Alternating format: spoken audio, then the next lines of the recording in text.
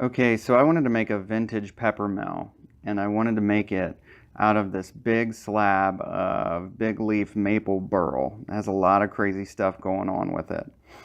Now, I just want to measure out some rough dimensions for a blank for the pepper mill and get this onto the bandsaw. The length came out to 5 inches, and it was 2.5 inches by 2.5 inches by the time that I got done with it. Now, what I'm doing here is I'm just squaring off the ends to get it to the final rough dimension so they're true, and I can get the centers marked to put this on the lathe once I'm done with it. Now, this is really cool. This wood right here has so many different things going on with it. There's quilting, there's tons of bird eye. This is spalting right here. There's bark inclusions. There's all kinds of stuff. There's a little bit of punkiness and rot to it, but I can fix that with some CA glue once I get it on the lathe. Now here I am marking the centers, and I do this on all 4 corners and on both sides to make sure that it spins true on the lathe once I get it in between centers here. And I mark each center point here just so it'll go right up on the lathe very easily. I don't have to mess around with it. It just fits in nice and snug.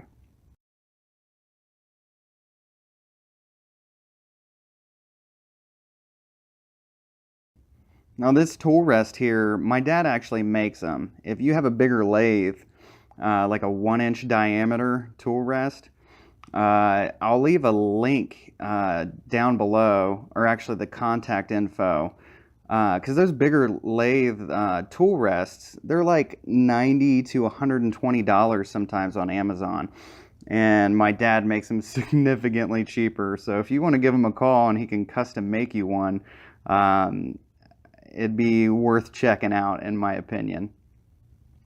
So I'm just roughing this out real quick here. And I'm using an easy rougher, a carbide tipped rougher. And here I'm just using the calipers to get it down to the final thickness where the pepper mill attachment will connect to the wood stock here. And I mark it where I want to do a little bead at the bottom, and where I want the arc to start in the middle where your hand's going to go around. That way I can color in between the lines. And I'm just using a finisher right here to remove the bulk of the material. I try to go pretty slow when I'm working with burl because I didn't have time to stabilize this. So I just go back and forth gradually until I get the angle that I want. And right here I'm using the detailer just to flush the bottoms and make the bead right here where the pepper will be coming out of. For a couple of these bark inclusions, I'm putting some gap filler thick CA glue just to fill those in before I start the finishing process here. And I let that dry for about 10 minutes or so.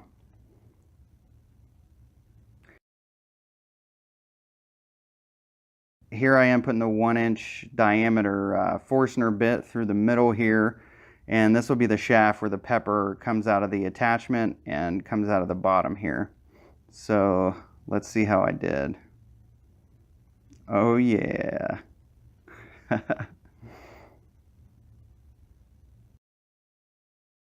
Sanding 150 and 220 to 320 on the inside there. Giggity. This is a jam chuck I made out of 1-inch dowel, and I used some blue tape for friction here. It's going to be a slightly wobbly, but that doesn't really matter for sanding. Looks good to me. So I'm going to run it through the grits here, starting at 150 with some mineral oil. I use that to keep friction down and no dust goes in the air. Being burl, dry burl, this stuff also drinks it up, similar to how you would put mineral oil on a cutting board here.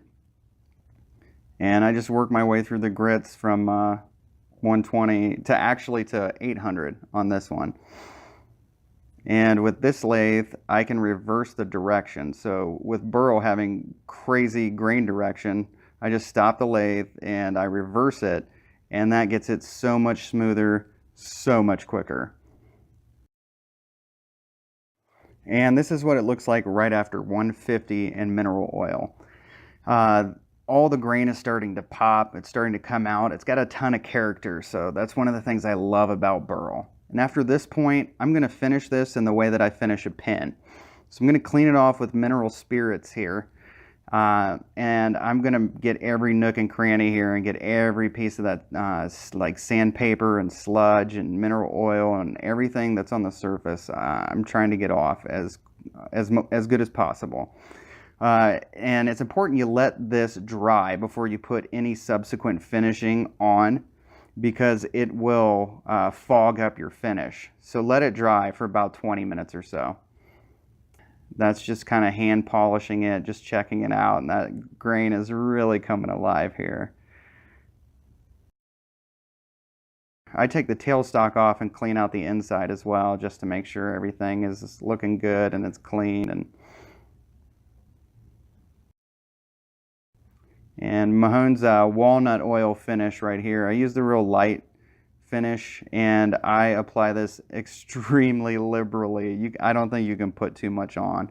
It's food safe, and I just really like the look and the appearance of it and how it goes on. It cures very quickly, and it's safe to use even before it's cured, so you can just give it to somebody right after you finish it and it's good to go. Okay, so the first couple layers of CA glue, I don't use any activator. I just want it to penetrate into the wood as deep as possible and give it the most durable finish that I can make. I just apply it with a blue shop rag that I push up against the workpiece on the bottom so it spreads out evenly. It's a pretty simple process. And here's the first couple coats.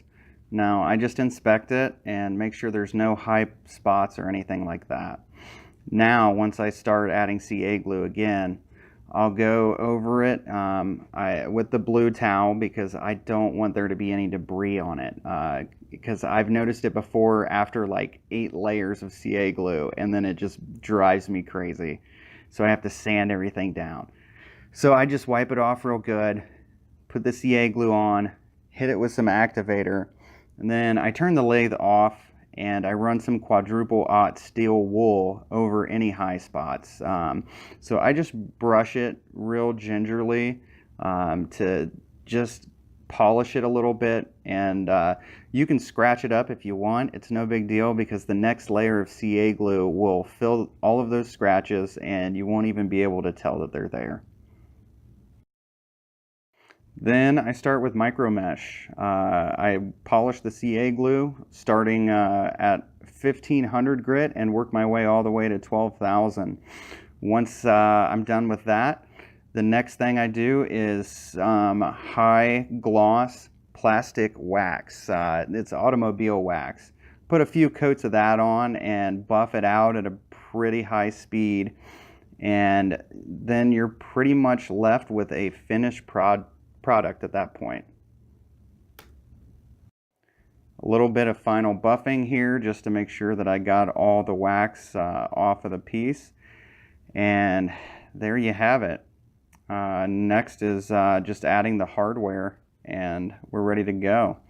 I just mark the spot where the screws need to go into to pre-drill it, because I don't want to force the screws in there and end up breaking it at this stage of the game, because I'm sure we've all had similar mistakes like that, and it basically makes you want to give up on your hobby if you mess up on something so simple. Thanks again for checking out my video. Feel free to comment, like, and subscribe down below. If you're looking for more content, check out my channel if you have time. I really appreciate you guys. Thanks again so much.